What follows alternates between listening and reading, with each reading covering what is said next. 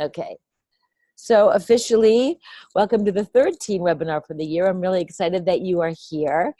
We're going to focus on December's mixtape topic, which is Milul Chasadim, acts of loving kindness, but not everyone on this webinar is teaching mixtape.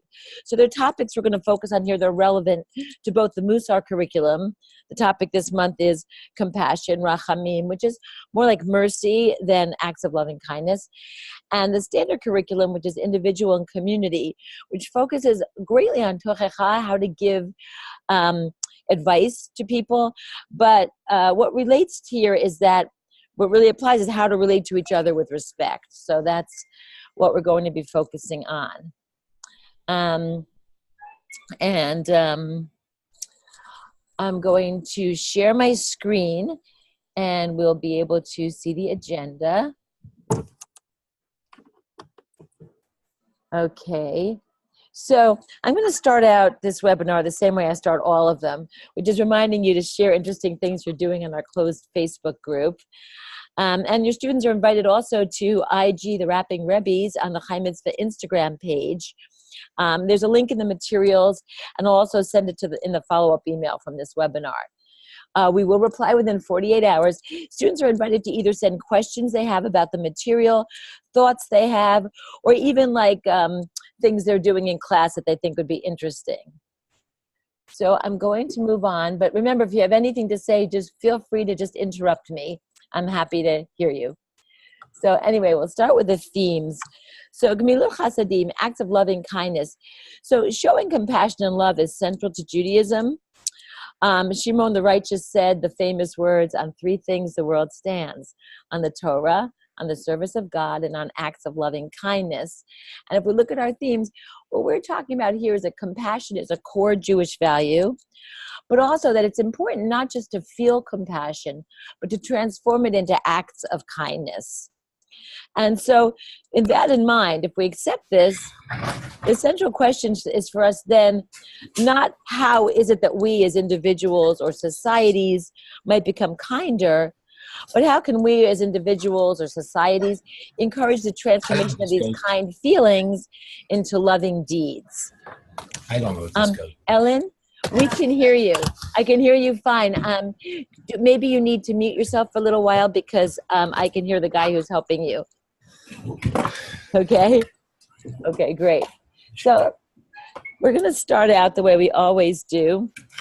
Also, every unit starts out with words and actions. I'm going to stop for a second so that I can mute Ellen so that we can hear ourselves. Okay. Now let's go back. Okay. So we start out with what we call definitions. And they come from all different sources, not just Jewish sources, although as we know, a lot of our texts are Jewish sources. But we have from Susan Sontag and Martin Luther King, all kinds of definitions to help students compare compassion, the feeling, to the acts of loving kindness. So can everybody see what's on the screen? Okay, I'm going to read them, and then after we do this, let's discuss them. So compassion is an unstable emotion. It needs to be translated into action or it withers. If one feels that there is nothing we can do, then one starts to get bored and cynical and apathetic. Compassion is not just acting as the Good Samaritan to lift as many people out of the ditch as you can, but to recognize that maybe the whole road to Jericho needs to be repaved. That's from Martin Luther King Jr. Compassion is the antitoxin of the soul. Where there is compassion, even the most poisonous impulses remain relatively harmless. And as you listen to these, also think about whether you agree with them, whether your students are going to agree with them, whether you think they'll understand them. Sleeping is not shut down. Oh, really? Yeah. Okay, sleeping is definitely not shut down. Ellen, we can hear you. Just so you know, you're working. Compassion is such that it binds us one to the other, not in pity or patronizingly, but as human beings who have learned how to turn our common suffering into hope for the future. That's from Nelson Mandela. Compassion is sometimes the fatal capacity for feeling what it's like to live inside somebody else's skin. It is the knowledge that there can never really be any peace and joy for me until there is peace and joy finally for you too. And I think that we often talk about, especially in Musar, how you need to have the right amount of a midah. So you want to be compassionate, but as this text kind of shows us, what's the right amount of compassion? What is the amount that doesn't consume you, but that makes you a good person? So that's something else to think about as well. Okay. Compassion is such that for the friend ought to conceal itself under a hard shell. And I'd like to talk about what this means when we finish reading all of them. Compassion is not part of the natural order of the world, nor is it based on necessity. It opposes this order and is therefore best thought of as being in some ways supernatural. I like the idea of compassion being supernatural, but this is another one I'd love to hear your thoughts on. And then the last one, compassion is based on a keen awareness of the interdependence of all these living beings, which are all part of one another We'll and deal with all this involved later. in one another. So I'm going to stop sharing for a minute so that I can see you guys, and I'm going to unmute everyone. And I'd love to discuss all of the texts that we just saw and get your opinions on them. So let's start by this. Can you think of any examples of when you felt compassion, but you haven't acted on it? And how did that make you feel? So does anybody want to either tell the way you might feel or tell the way you think your students might answer this question? Well, you know what? I'm going to wait. It looks like it says Emmanuel. You're actually, they call you Manu. Is that right? Wait, you're muted. Yeah, Manu. You got it exactly. Yes, because I said, and you're teaching, you're from NCSY, correct? Exactly. Yes, and you're kind of adapting this curriculum for your students. Exactly, yes. Great. So then I'd really be interested to hear what you have to say about the definitions that we just went through, because I know that you're thinking of it, even from a different perspective, and I would just love to hear your thoughts. Well, I definitely thought the Nietzsche one was definitely one of the more challenging quotes out of the list, and something that maybe the teens might not understand unless there was further development of the quote. But the question that you asked is really the fundamental question that I would ask the teens myself. I think they always want to reflect and bring it out from their own personal experiences. So I definitely think that would be the question that I would use as a facilitating conversation question. Yeah, I think it might go to, there's a lot of talk about when you see someone on the street who needs help, whether or not to help them, whether they're honestly hungry or whether they're, scamming people, or how you can help with that kind of situation.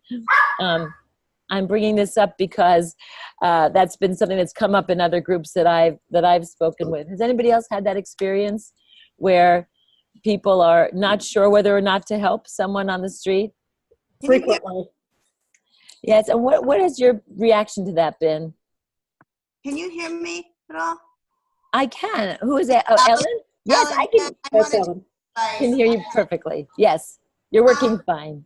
But it's all the time in classes that I've taught. Like, should we help people on the street or not? And we did. We look at the rules. Was it Maimonides' ladder? Try to determine what's right. And some people say yes, it's okay. Some people say no because they think, oh, they'll just go buy alcohol. And so we always have that discussion, and nobody ever agrees on the same. One of my favorite teachings from, oh gosh, it'll come to me, sorry, was this argument about, well, what if you think the person may go and get alcohol with it? And the rabbi looked at me and said, what, you work for Pinkertons?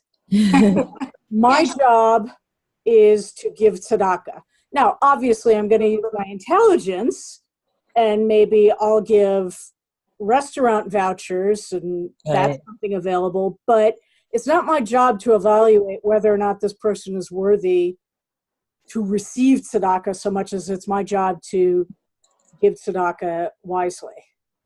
It's subtle, but it's an important distinction, I think.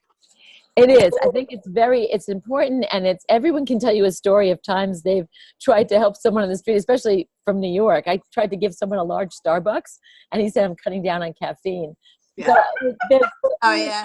I have a funny story too about in San Francisco. We tried to give a guy, and he was actually Jewish, on the street, some honey cake. It was like during the high holidays or something. And he looked at it, he says, no, I've already had too much of that. Right. So there were strangers like that. The other thing is that, and it's something that I've really come more in contact with recently, there's a whole concept of tough love. As you said, not giving somebody money if they're going to go buy alcohol. But again, I think that the operative thing here, and that I really agree with, is that's not our job to judge. It's our job to give the best we can under the circumstances. That's my feeling. I don't know whether or not everyone agrees with me, but that's what I would tell my class, I think. I agree with that totally. I mean, Yeah. I don't think kids should be judging. No. Right. But it's hard for me to say not. You know? It's a hard situation. The other thing is, the next thing that these definitions also bring up is, can you list some ways that compassion can be turned from a feeling into a deed? And I think this is a good time to think about a social action project your group might want to connect to this topic. There are some suggestions at the end in the materials. There are probably things going on in your community, or your class might want to invent something on their own. So this is just a nice time, I think, to bring that in. And then my third thought about this, and I think it's a really interesting topic to debate, sometimes humanitarian, like medical aid groups, come under attack because of their efforts to help not just victims, but also aggressors. And that's a really complicated problem. So it's a time to think about that. Is there a time when compassion is actually a negative rather than a positive, or to some people a negative rather than a positive? And it also brings up to me times when Israel has offered aid to its enemies and they've refused to accept it, like, I don't want Jewish blood in my transfusion, that kind of thing. So those are interesting topics, and I'm not sure where you would go with that, but I think it's an interesting thing to think of as connected to this. Sure, it reminds me of the line from the Talmud that says, those who are kind to the cruel will end up being cruel to the kind. Very interesting. Woo! I'm going to put that in my follow-ups. Wait, you have to send that to me so I can get the right. Sure.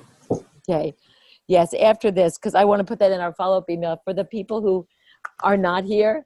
That's just an excellent thing to bring up if you're discussing this question. That is.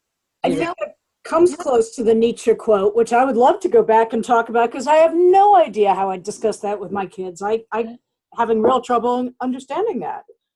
Right. So, and anybody feel free to jump in. What I see is that this is, quote, I think Nietzsche is saying that you shouldn't act compassionate, like in a way that's obviously compassionate. Like, I don't think you want your friends to think you're feeling sorry for them. That's how, if I put myself into a teenage mind, I interpret this. That's a beautiful interpretation, Nina. That sometimes we have some of our sages say that that's why you don't make a blessing on a mitzvah that's to do between man and man, is because you'd make the other person feel like your chesed project. Exactly. Right. Exactly. And while somebody's bad luck may be an opportunity to help, we're not supposed to say, oh, look at me, I'm so nice. Because that takes their dignity away. And I think one of the most important things about chesed is not to take someone's dignity away. You know what? Yeah. A perfect example of this, and I think we may have talked about it briefly in our class, I'm not sure, is the Pittsburgh, the shootings. The doctor who took care of the shooter was Jewish. And, that was, unbelievable. And because that's what doctors do. They take they take an oath that they have to take care of people no matter what. And I think that's kind of interesting for discussion purposes. In our own country, this is something that happened. Exactly. It really relates to what's going on, and it's these are. Yeah. Nina, you mentioned that kindness should always come with dignity, and someone, I think it was Ellen, but I'm not sure, mentioned earlier about Maimonides' ladder of charity. Yeah. And you see that very strongly there, because that's the top form.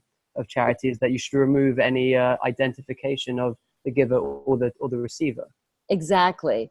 And I think it's a really, really important thing, because no matter what you have or don't have, you don't need money to have dignity. You just need to have dignity. And to take that away is maybe taking away something even more valuable than giving you some food or whatever it is. So I think that's really important. So I think these quotes can bring up so many great discussions, that I think right here I should also put in that it's not necessary to do every single thing in this in these materials. Do the ones that work for your group. I could see this taking a long time depending on how many sessions you have and what you are doing. Take your time. I'm going to go to the next slide just because I want to show you all the interesting things there are. So can everybody see this now? Yeah. Good. So this is an activity. It really walks students through the act of writing a rap. And writing about compassion can help them organize their thoughts about it. So I think it's fun. And it's fun to have the teacher rap it when they're done, because they'll be thinking of that while they're writing it. So they can work in groups to make a rap about compassion. And when it's done, the teacher's going to rap it. Matt makes it pretty easy. He gives a list of words that rhyme with compassion. You can choose 7 of them and place them at the end of the lines, and then try to fill in the rest of the bars to make sense. And as he writes here, there's a website called rhymenation.com that they can go to if they need help. And he notes that the rhymes are approximate rhymes, and rap rhymes just need to hit the ear right, not the eye. So use your voice to make the rhymes work. And it's just practice. They don't think too hard. And then after they're done writing this, their teacher can rap it. Again, there's some kids who might not want to rap, but they might want to write. They might want to draw some of the words that go with it. In the end, Matt's going to take whatever you send him and edit it into a nice video at the end of the year. So, save things, little cell phone videos or whatever you have, and you'll send those at the end. Okay, so now most of the units have something called the rapport. This Bible Raps report talks about Torah, the service of God, and acts of loving kindness. So I'm going to show you this video. Hold on, I'm going to put it up and share it, hopefully. And then we can talk about what we saw. The rabbis say great Torah can be learned from the ants, the elephants, the bees. But even greater Torah can be learned from the humans. I'm Matt Barr, and this is the Bible Report. Oops. No, I put up the wrong one. I'm sorry. Hold on. I put up January. I should have been putting up December. I'm sorry. But we can't see it anyway. Oh, you can't? Okay, so hold on. You should be able to see it. I'm sorry. Let's see if this works. Can you see it now? I think you have to go back to screen share. I'm Matt Barr with that fire. Okay, hold on. And I'm going Godzilla. And this is the Bible Report. Do you see it now? No, we see the PowerPoint or whatever. Hold it. I've got it. I think I've got it. Hold on. I'm going to stop this share, and I'm going to try a new share. And if you don't see it, let me know. Hold on. Okay. Do you see it now? Yes. Yes. Okay, let's hope this works. Woohoo! Yeah, woohoo. There we go. Yeah. God's plan. God's plan. Oh, wait a minute. 3,000 Yeah, okay. years ago, we all got the Torah from God. High five! Moses got the open-ended instruction manual for life. God's plan. God's plan. God's plan. God's plan. God's plan was passed down to Joshua. Then to the Great Assembly, a remnant of the Great Assembly named Simon the Righteous was confronted by the Greeks, a philosophical people who like things enumerated. Oh, it's under Socrates. Yeah, Socrates. The only true wisdom consists in knowing that you know nothing. So Simon the Righteous said, the world stands on 3 things: the Torah, the service, and on acts of loving kindness. Anything you guys want in the store is free, so grab whatever you guys want. So this is the Bible Report PSA. You may not go to synagogue as much as Papa left, or learn as much Torah as Ephraim. But you can still be a proud, practicing Jewish tzaddik by doing acts of loving kindness.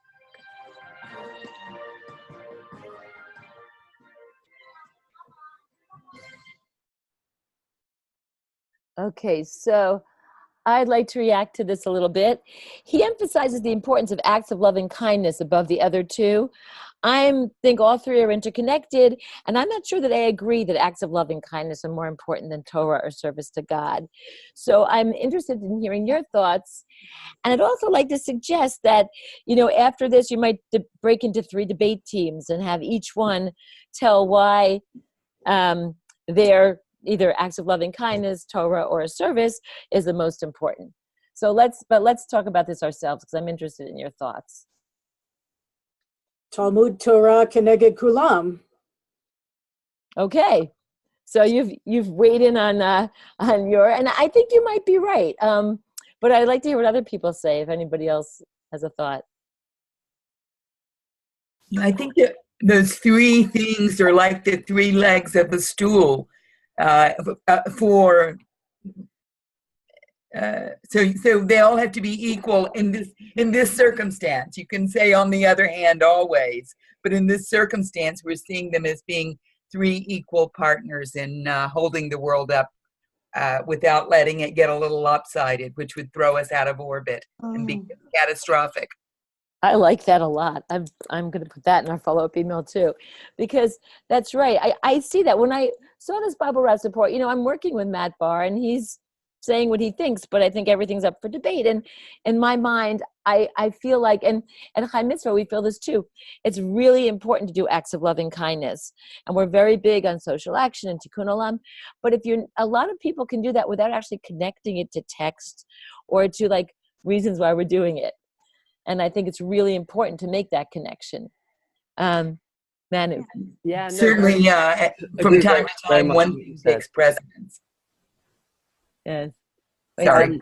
No problem. No, I really love and appreciate what you said, because it's very easy to take the act of loving kindness fundamental pillar out of the 3 and actually forget Judaism entirely if that's the only one that you end up focusing on, because there are plenty of people that agree with that principle in the world that have no connection to Judaism whatsoever. And I think the whole reason Chai Mitzvah was created, if I understand correctly, which is why we love it so much at NCSY, is because the idea of developing and further advanced education for teens that might have only stopped at the age of 13 having any connection to their Judaism. Exactly. I'm so glad to hear you say that.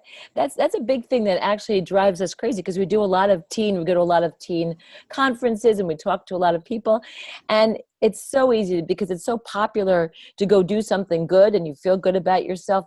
But it's really important to know all of these things and to connect it. There are other things you're missing if that's all you do. It reminds me of the popular teen question of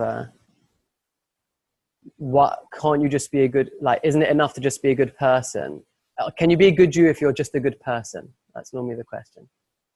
I was just go ahead.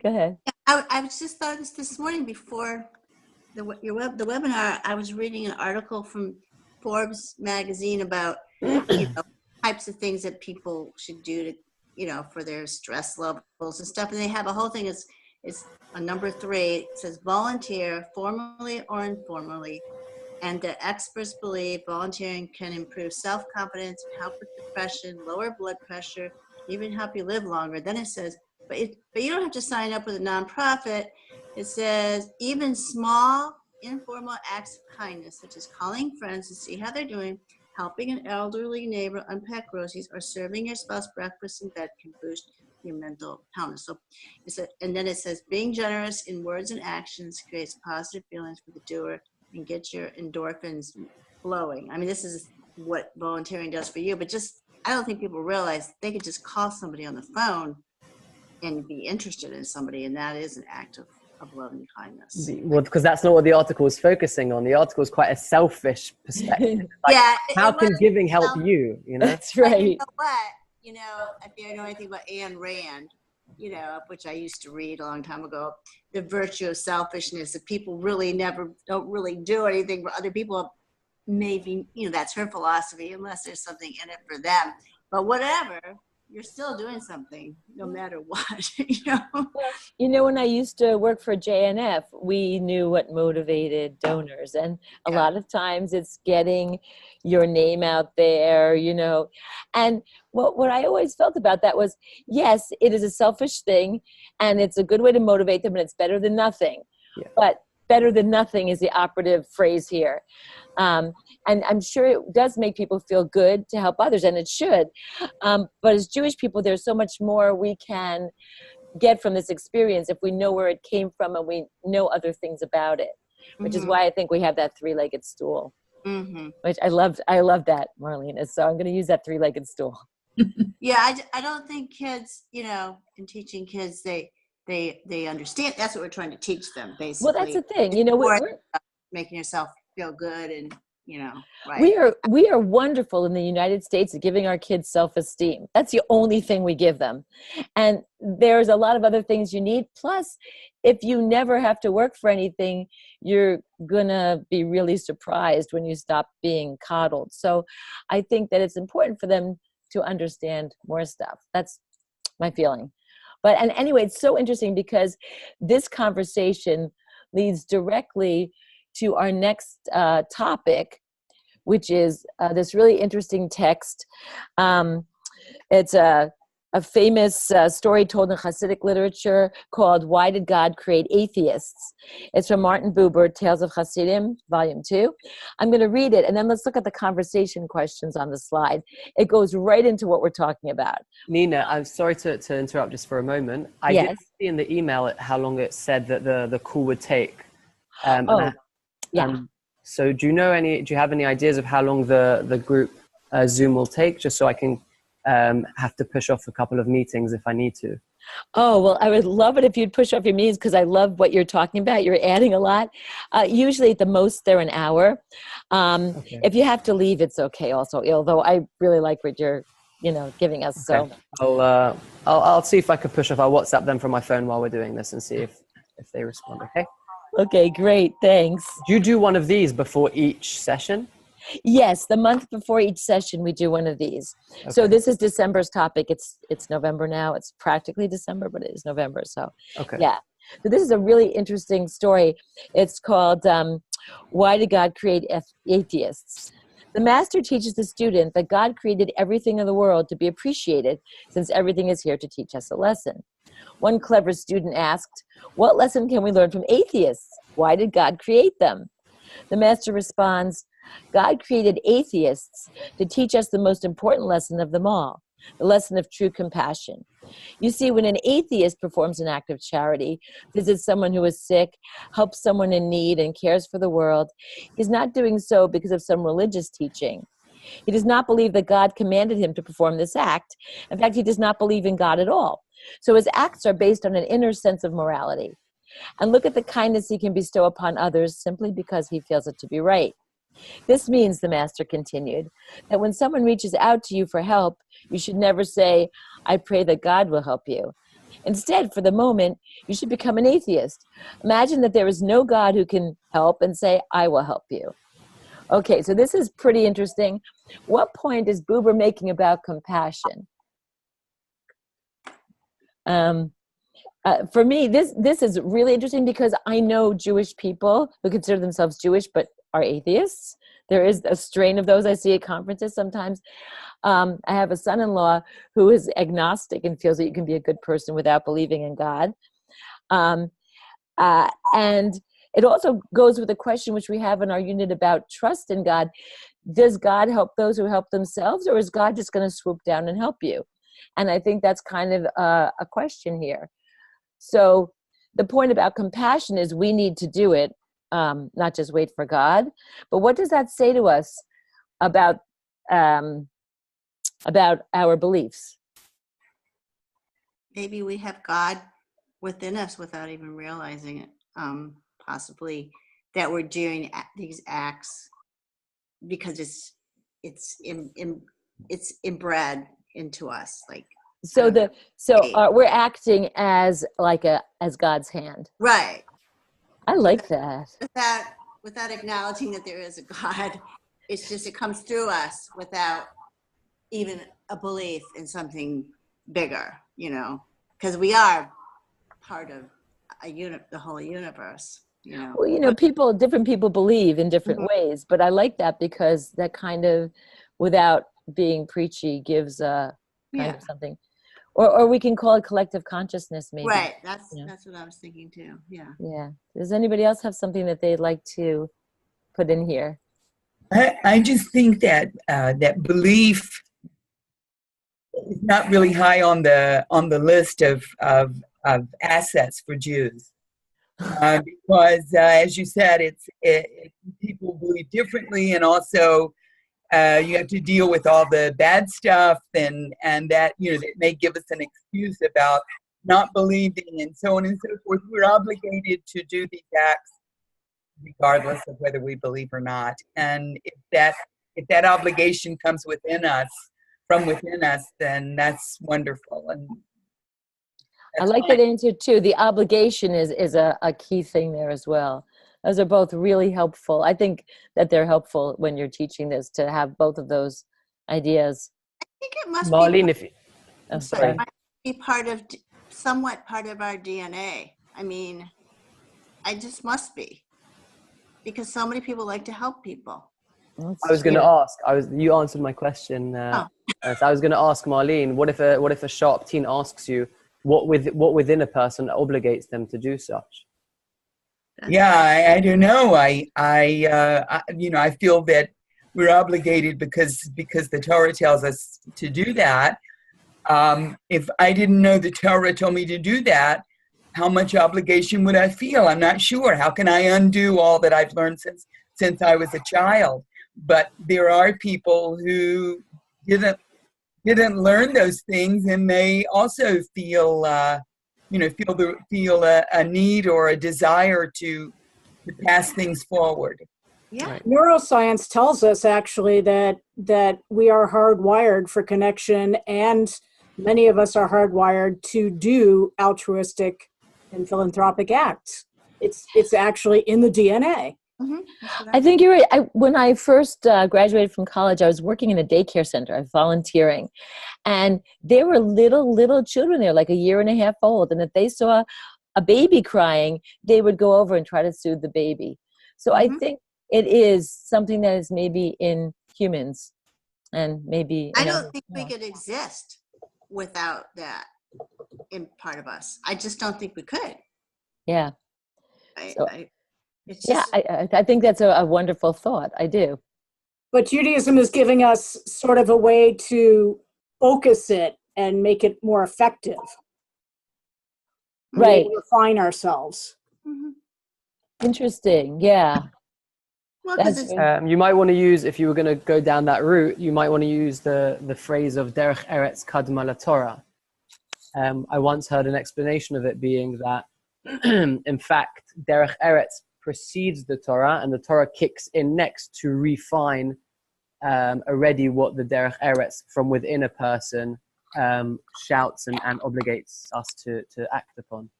Well, how cool is that? You know, every time you talk, I'm writing this down. You're right. I'm going to put that in too. That's right. Derech Eretz precedes Torah. Okay, that is excellent.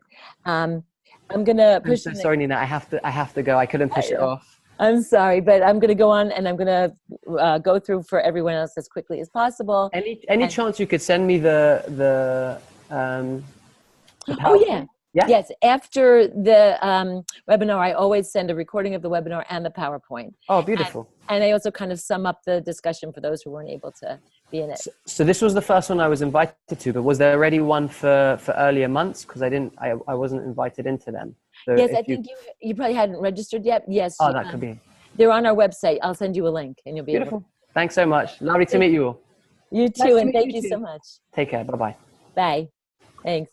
Okay, so I'm going to go on to the next text, which is a really interesting one. It's from Elie Wiesel's Souls on Fire, and it's about Shpuli, who was accustomed to retire from his room for an hour or two before blowing the shofar.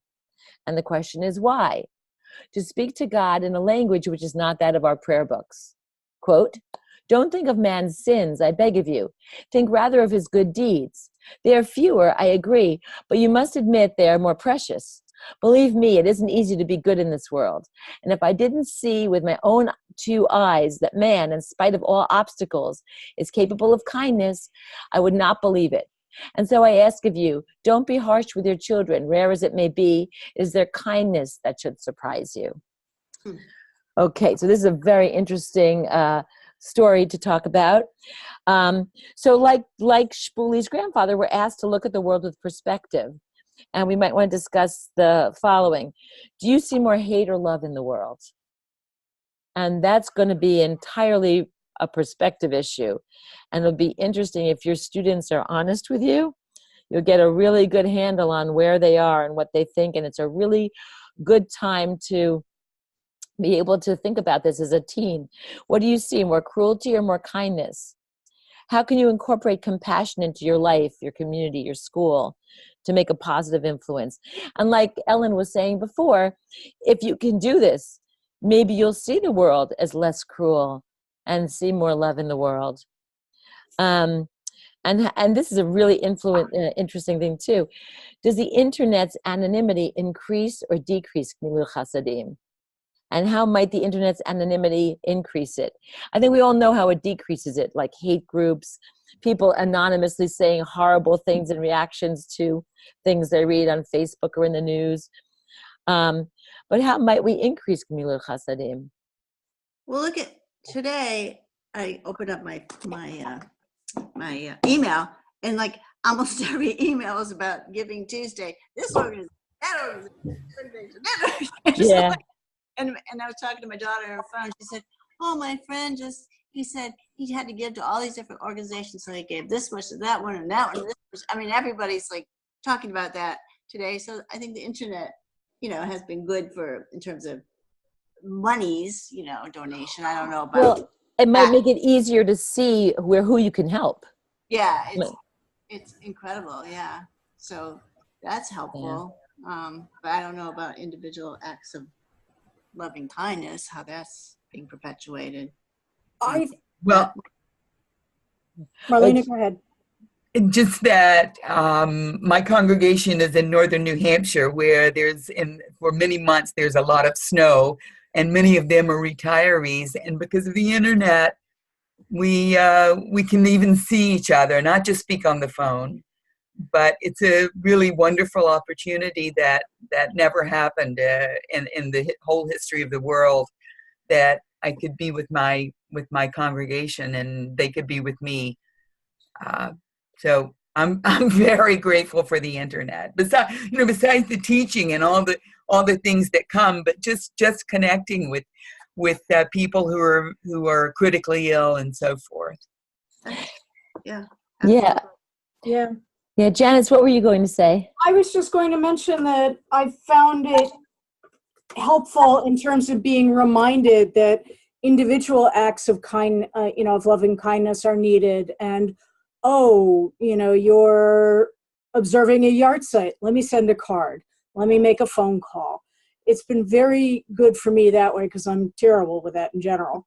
So, you have, I have a young cousin who's just gone to basic. He needs cards. Okay, I can do that. Yeah. Yeah, it makes it a lot easier. And I think also things like Kickstart, or like when you hear something terrible that's happened to someone and all of a sudden the whole world is donating to them or trying to help them. It's interesting to see how that happens also. So I think I've had firsthand experience with that for a friend whose child died suddenly. And with the GoFundMe, all of a sudden people who did not know her, but who wanted her to feel some kind of support, were helping to bury her kid. It was amazing. Yeah, it's a terrible thing, but it's a good thing in that way. The tragedies in Pittsburgh, I think it was some Muslim people that raised monies GoFundMe or one of those, like really quickly to pay for burials and stuff. It was unbelievable. Unbelievable. what happened after that. So tragedy. that's a very nice way that the internet can help. Yes, but it wasn't even other Jewish people. It was, Right. it's It's nice. It's great. I'm going to go to the next slide now, which I think is very interesting. This is from Bava Batra 7b. You've got the Mishnah, the Gemara, and Rashi all talking about building a gatehouse. But what we're really looking at here is how our taxes, and maybe we can expand this to our vote, and perhaps our political action, how they relate to compassion. So the Mishnah says, they may coerce him to share the cost of building a gatehouse and the gate for the joint courtyard. The Gemara says, this implies that the building of a gatehouse is a good thing. But wait, there is a case of a righteous person whom Elijah the prophet would regularly speak with. He built a gatehouse for his house, and Elijah no longer spoke with him. And Rashi explains this, for it gates off the poor people who are shouting for money, and people who are shouting for money and assistance, and their voices are not heard. So if we look at this and think about it, so if the person supports building the gatehouse, is he still righteous? Wow. And why or why not? And you could say different things. I mean, we pay taxes. I don't support everything my taxes go to, and I can't even if I wanted to. I don't have that say. So that's an interesting thought. And why Elijah doesn't talk to that person anymore is obvious from what Rashi says. But the next question focuses on how compassion can be expressed through political activism. So it's both what you pay your taxes towards, but I think more what you vote for or what you work for. And you can get as political or stay away from being political as you want to with your students. Depending on the ages of the students, I think you'll probably get different reactions to this. What are some thoughts? Well, I'm thinking of it in terms of what's going on in our country today. A couple of things come to mind. Is that lots of people are building these big, huge houses, and they're walling themselves off so that they don't have to pay attention to all the, the things that are happening today, like people who have so little money and don't even have proper housing. It's just like we build subdivisions, we gate them off. It's like people still get broken into, but I know my parents live like in a gated community that it gives them some feeling of security, which I think is baloney because people come and steal through on the canals, but they're putting a wall around themselves.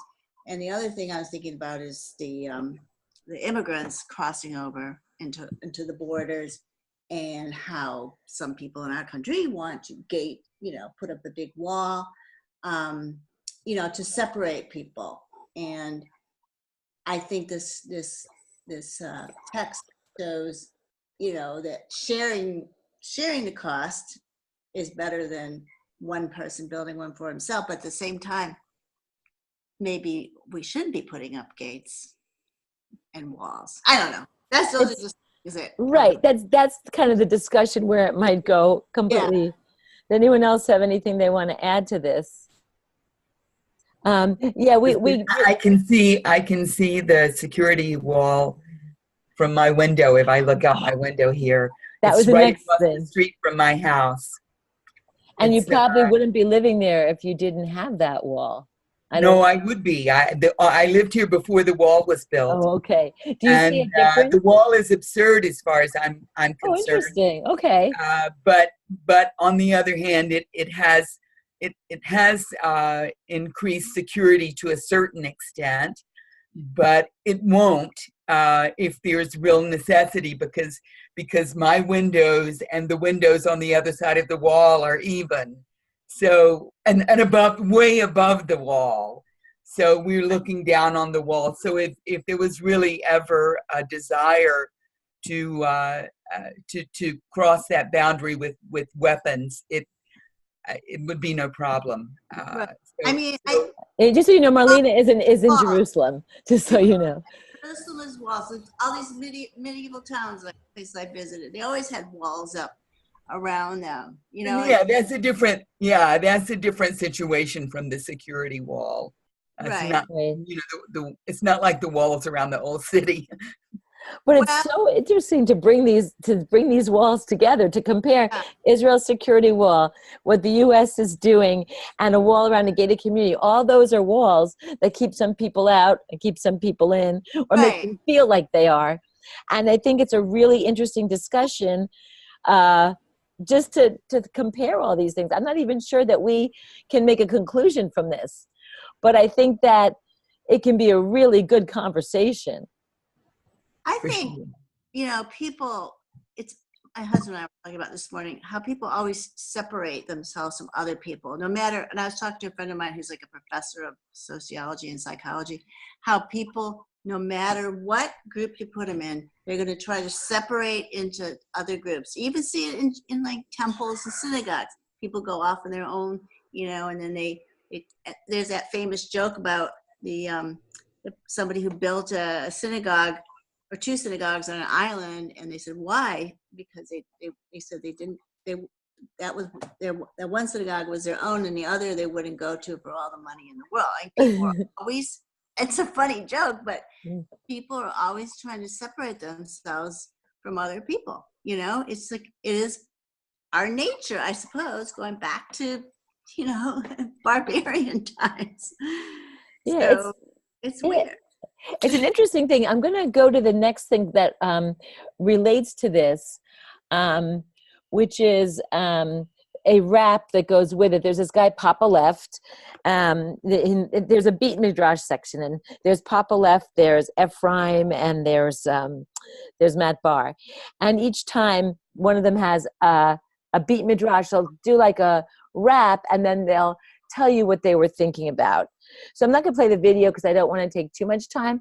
But what he says is, it's called Facts from Lefty. And he says, don't think of man's sins because everybody does good, even this, I can't do it like him, even the Samson. So give them a chance. I knew this rapper made it out of the hood to the mansions. Used to pray for the rain and now his chain is dancing. No gated communities, just open mics in public libraries. These politicians going to show up like the job fairy, kind of scary, but no matter how much cash you get, always remember to be compassionate.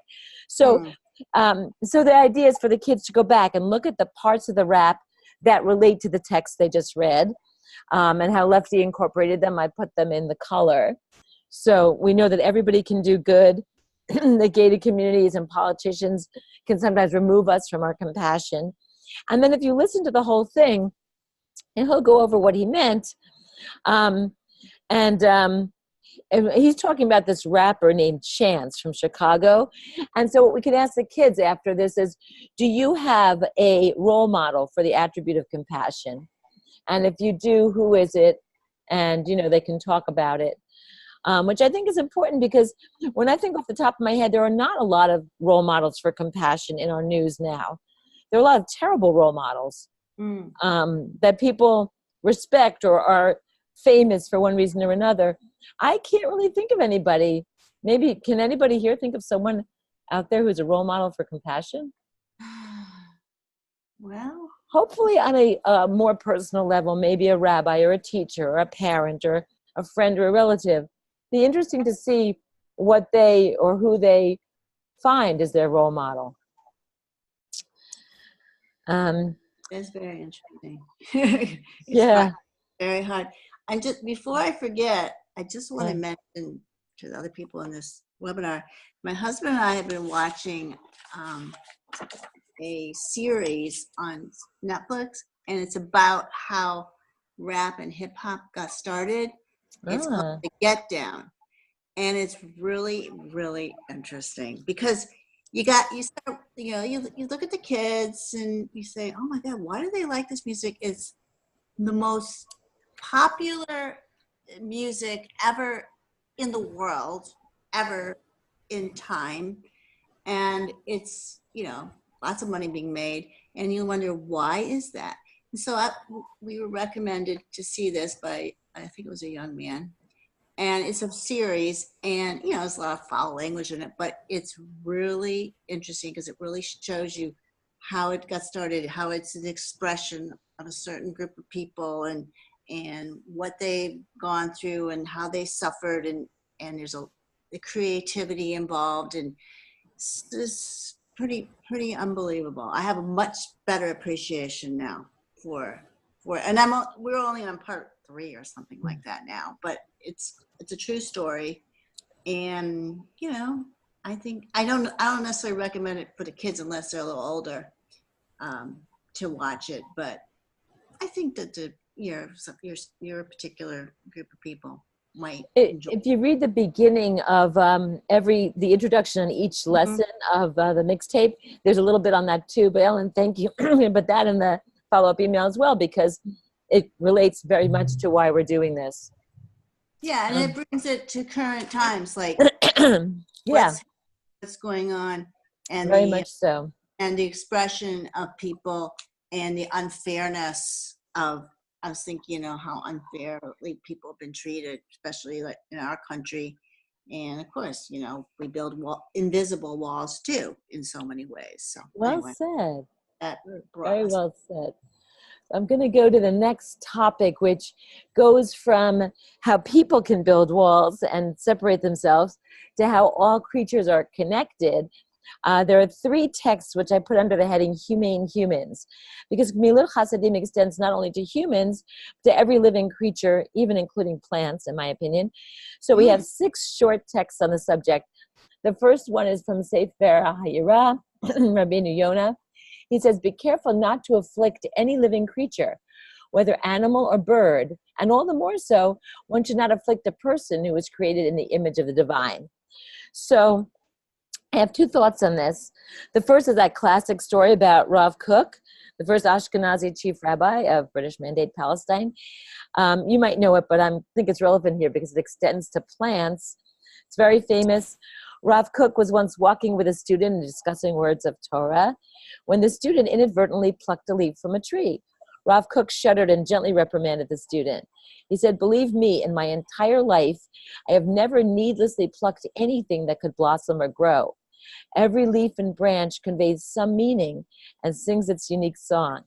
It's insensitive to cut short any such life. So this text that we just read talks about humans as if they're different from other living creatures, but I think that in modern thought, there's less of a distinction between humans and other living creatures, especially in my mind. I always feel like we're the top of the food chain, but we're the least important part of it. And I feel like if we disappeared, the planet would be fine. If bees disappeared, we'd really have a problem. This also reminds me of, and I think also, I feel like animals may have the same feelings we do. We just don't speak their language. That's my own personal feeling. And you're free to argue with me about this after I finish reading the other texts. But I want to also tell you a story before I do the next 3 texts. They all relate to each other in that they're about relationships between animals and their young. And a long time ago in the 80s, the beginning of the 80s, I worked for Melton where they did materials for young students. And I worked with Eddie Rauch, who was the head. And I never forgot this, made a really big impression on me. We're working on a book about Rambam, and there's a particularly offensive part about the treatment of animals. And then he pointed out, and we put it in the book, that what seems perfectly acceptable to us now might seem barbaric in the future. And I've seen it apply so many times since he said it 40 years ago. And so I keep this in mind as I read the next 3 texts. But if you want to interject something on the first text, I would love to hear if you have anything to say. All right, then I'm going to go to the next one because I'm also aware that everybody's so nice to share and talk, and I don't want to run over too much time. But these are important, I think. The next one is Deuteronomy. If you happen across a bird's nest on your way, whether in a tree or on the ground, and there are eggs or hatchlings in it, did I share? No, here we go. There are eggs or hatchlings in it. Can you see it now? Yes. Yes. Good. The mother is guarding the nest. Don't take the mother with her young.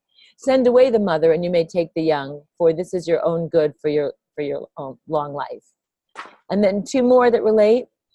The choice first fruits of your soil you shall bring to the house of the Lord your God. You shall not boil a kid in its mother's milk. That's, as you know, very famous.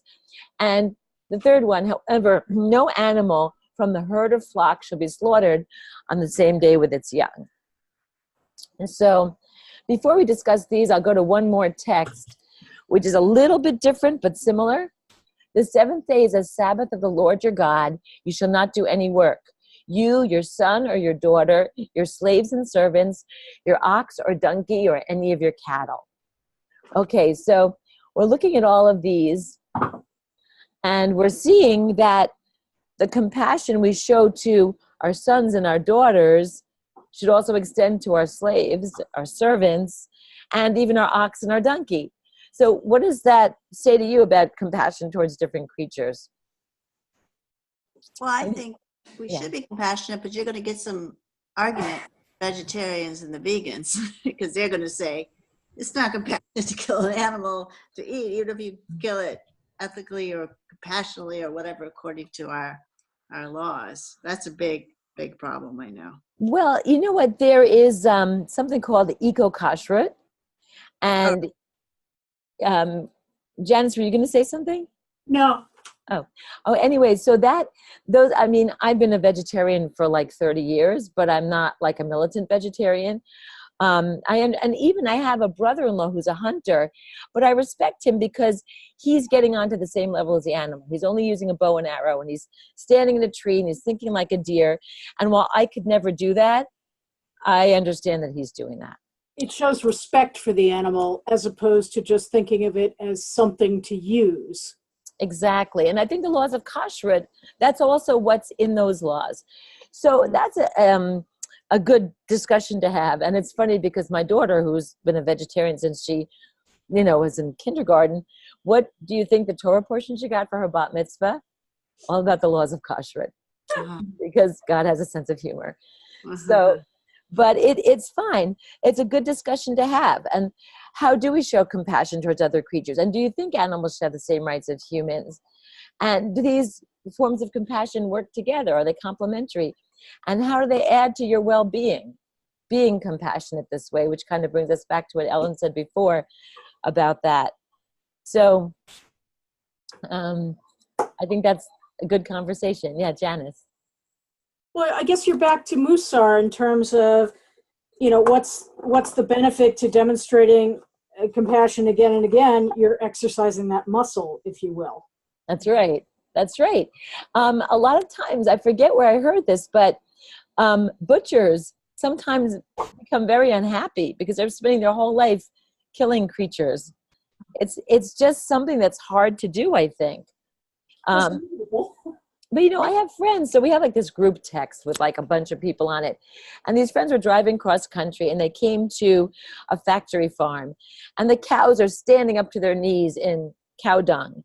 And they're like, oh, it's so horrible. Look at these cows. And the next thing they're texting is a picture of a steak they stopped to eat. So some people, there's no connection at all. And it would be interesting to have that discussion and see where your students are with that. And if they do make that connection, what they think about compassion towards animals. That's interesting. My very vegan, not my oldest daughter, my youngest one, who's totally woke, as Matt would say, she will wear recycled leather boots. She won't buy ones that are new, but if they're recycled, she'll wear them. So everybody has something. It'll be interesting to see where your students stand on that and how that relates to compassion towards animals. Well, I know one of the I took this whole class last year through the Pachamama Alliance. I think I may have told you about that. They're based in San Francisco, and then they mentioned that one of the number one problems in the world is the methane gas from animals. And that's right. We're doing ourselves in animals and raising them for our food. Then it's because of what they eat and everything. Well, we're also starving ourselves by eating meat. I mean, I'm not preaching or anything, but we could feed a lot more people if we didn't have to feed the animals that we eat. Yeah. So there's a lot to discuss, and there's always going to be some disagreement there. Because a lot of kids are vegetarian now, and some are vegan, and I've been the same and read a lot about it, but now occasionally I sneak in a little turkey and fish. But because it's hard to live completely we also don't live with animals. You know, Yeah. a lot of us don't live with animals. But, you know, I know people who do live with animals and eat them anyway. My cousins in Israel raise Yeah. goats and chickens. My very vegan daughter happens to live in a place now where she has chickens. She lives in like an artist's place, and they have chickens. And she was always a vegetarian anyway. All my kids were. But like now it's completely different because she actually has a rooster who'll sit on her shoulder. Yeah. That's like a totally different thing. Yeah. So it's interesting to see where your kids come from and what they think and how they see it. And I really believe that everyone has to do what feels right to them. I would never tell someone not to eat meat or act weird about someone who is, even if I'm not doing it. But I do think that we are killing ourselves, you know. Mm-hmm. Yes. And so I'm going to go to the next topic. And again, because we're running pretty, you know, far, I'll just tell you, this is a beautiful lullaby called Dream a Dream. And if your students want to be part of it, they can send a video with the finger motions that they'll see in this video, and they'll take out some of the people in here and put your kids in instead. This is commenting on Hagaon Rabbeinu Eliyahu, or Elijah ben Solomon, who was from Lithuania in the mid-1700s. He defines Gemilut Chasadim as something you're not obliged to give to another, but you give anyway out of your own kindness. So you can listen to this rap, and you can see the words on the screen. And again, if you want to be in it, you can have your kids send in like a phone video. And think about this discussion.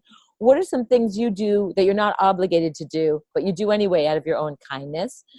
And compare an act of obligatory giving. We're saying how we're obligated. Compare that to an act of voluntary giving. And why does the Gra elevate acts of voluntary giving? And then we were also talking about this before. Something as simple as writing a grandparent or a former teacher can make them happy. And you can talk with your students about some really simple acts that they can plan to do. And then I'm going to go, because again, I see it's late and I don't want to hold people up. Rapping Rebbe, this is really cool. It's in every lesson. Here you see Ephraim time. Students will receive an answer if they IG one of the rapping Rebbes, either Matt Bar, Papa Left, or Ephraim. If you notice, Papa Left's shirt says Abba Azav. It's not like he's left-handed. He's descended from a long line of rabbis from Eastern Europe. His father passed away when he was 15, and he found comfort in rap. And this guy, Ephraim, he works in the public schools. So they're all really good educators, as well as having their own understandings. And your students will get back an answer if they ask them a question. And then the next text is about following God. These verses tell us that we should follow the example of God in being compassionate. And we talked about this before, about how we are compassionate, but this is a little bit different take on it. Walk following God, your Lord, and be in awe of him. Keep his commandments, listen to his voice, serve him, and be forever close to him. Or this one, Rabbi Hama, in the name of Rabbi Hanina, teaches, what is the meaning of the verse, walk following God your Lord? It is possible for a human to actually walk behind the Shekhinah, and the answer is no, because God is a consuming fire. But the first verse means to follow the attributes of God. So some examples, and then your students can come up with other examples. But it's also to look at the logic here. But just as God clothes the nude, after all, God made clothing for Adam and Eve, so too you should give clothing to those in need. Just as God visits the sick, after all, God visited Abraham when he was recovering from surgery, so too you should visit the sick. Just as God comforts those in mourning, after all, God blessed Isaac after Abraham died, so you too should comfort those in mourning. Just as God buries the dead, after all, God buried Moses in Gia, so you too should bury the dead. So these are the examples. And you can look at the logic, how they came up with walk following God your Lord means doing acts of loving kindness. And you can talk about whether you feel closer to God when you do acts of loving kindness. So that's approaching what we talked about before, but from a slightly different angle. Any comments? I just want to say something because I'm teaching, Holocaust to sixth graders. That's the focus of our curriculum, and I'm trying to at some point work this into it. And the kids are going to have a really hard time if I ever said something to them, because they'll go, "Well, why didn't he do that during the Holocaust?" And so looking back at that text from Elie Wiesel's "Souls on Fire," because we know Elie Wiesel, was a prisoner in a camp and lots of material. I like that story because it says, "Don't think of man's sins, think rather of his good deeds in the world," because we know man sins, but if we focus too much on that, then it's maybe very hard for kids to believe that there may be a God. And that if we focus on good deeds, I mean, I'm always trying to figure out a way to handle that, and there's several explanations that I give, but there's no really perfect explanation. But I just know when you're studying Holocaust and you're bringing up these things, the kids, they have many questions. It's a very, very tough and complicated topic, and I'm sure all the different answers that people have come up with for it. But as far as this topic of compassion, the point is that compassion is always there, even when horrible things are happening. There are also compassionate people, and we need to focus on that, and we need to build more of it so that things like that will be less likely to happen, or when they happen, there'll be less of it.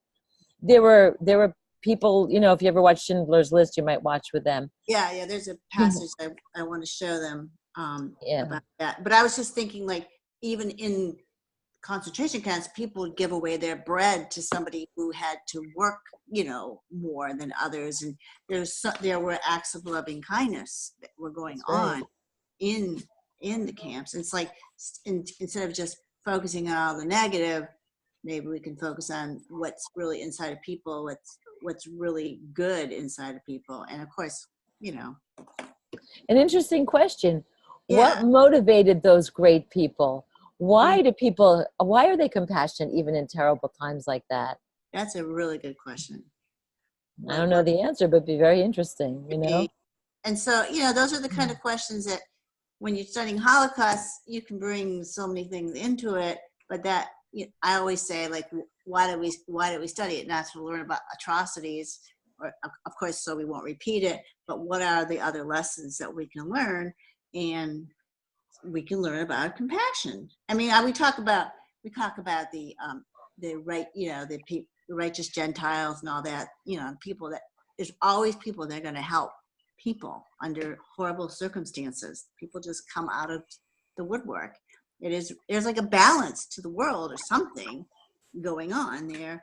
And so, I try to focus on that, but that Elie Wiesel story, I think, is a good one too. Yeah, it'd be interesting to see how your students do with it too. Yeah, I'm going to try to bring that in somehow, because if we just retell the Holocaust, it's an interesting story, but it's not not going to give it.